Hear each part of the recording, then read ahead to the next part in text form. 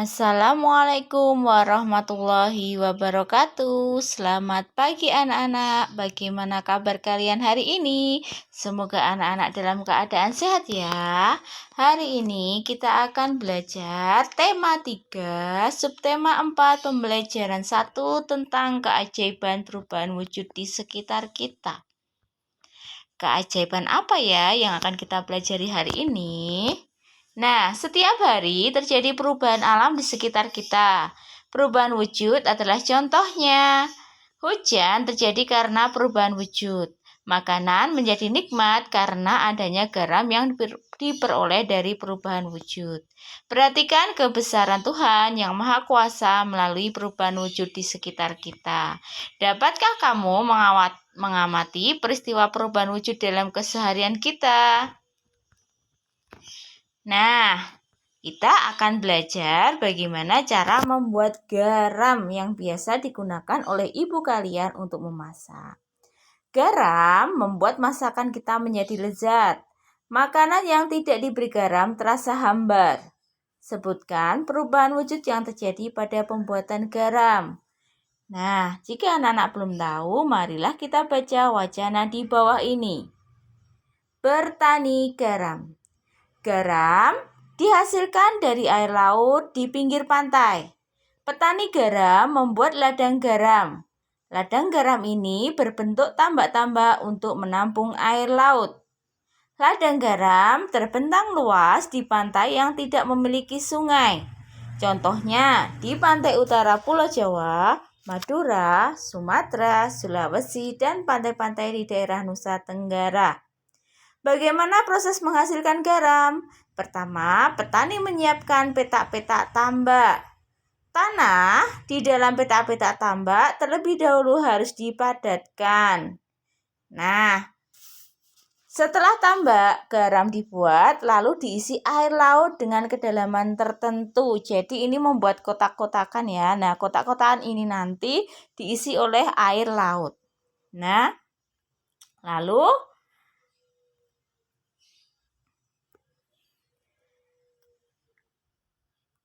air laut yang terkena sinar matahari akan menguap dan meninggalkan kristal-kristal garam. Nah, ternyata air laut ini yang telah ditaruh di petak-petak ini nanti akan menguap dan meninggalkan kristal-kristal garam. Untuk mendapatkan lapisan garam yang tebal, petani harus ditambah air lautnya. Hal ini untuk menggantikan air laut yang menguap. Setelah sekitar 210 hari atau setelah musim kemarau berakhir, lapisan garam di dasar tambak pun harus segera dipanen. Memanennya jangan menunggu musim hujan tiba. Mengapa? Sebab kualitas garam akan menurun atau tidak bagus. Garam-garam setelah dipanen lalu dijual ke pabrik untuk ditambah zat iodium dan dikirim ke daerah-daerah. Nah, di sini anak-anak tadi ada proses air laut yang terkena sinar matahari akan menguap dan meninggalkan kristal-kristal garam. Itu ya. Berarti pada proses pembuatan garam ini ada peristiwa apa saja? Air yang menguap, lalu apa lagi? Dan air yang meninggalkan kristal-kristal garam. Coba nanti anak-anak analisis ya. Nah, nanti anak-anak silahkan baca ini, bacaannya tadi, lalu menjawab pertanyaannya di bawah ini. 1. Bahan dasar membuat garam adalah apa? Coba ayo. 2. Contoh daerah penghasil garam di Indonesia mana saja coba. Lalu perubahan wujud yang terjadi pada pembuatan garam apa tadi? Lalu pernyataan yang benar dari paragraf tersebut tadi. Coba nanti anak-anak baca kembali bacaannya ya. Lalu waktu yang diperlukan untuk memanen garam adalah titik-titik. Nah, setelah itu anak-anak, waktu yang dibutuhkan petani garam untuk mengisi 1 petak air laut adalah 2 jam. Jadi petak-petak tersebut diisi air laut ya, pakai selang itu. ternyata membutuhkan waktu 2 jam. Nah, berapa waktu yang diperlukan dalam satuan menit? Jadi anak-anak nanti merubah satuan jam ke menit. Coba anak-anak, 1 jam itu ternyata ada 60 menit. Jadi berapa lamanya untuk mengisi air laut? Yaitu 2 jam. Bagaimana cara penyelesaiannya? Cara penyelesaiannya adalah tadi 1 jam itu 60 menit, berarti 2 jam itu artinya 2 dikali 60 menit, hasilnya 120. Jadi waktu yang dibutuhkan petani garam untuk mengisi 1 peta adalah 120 menit.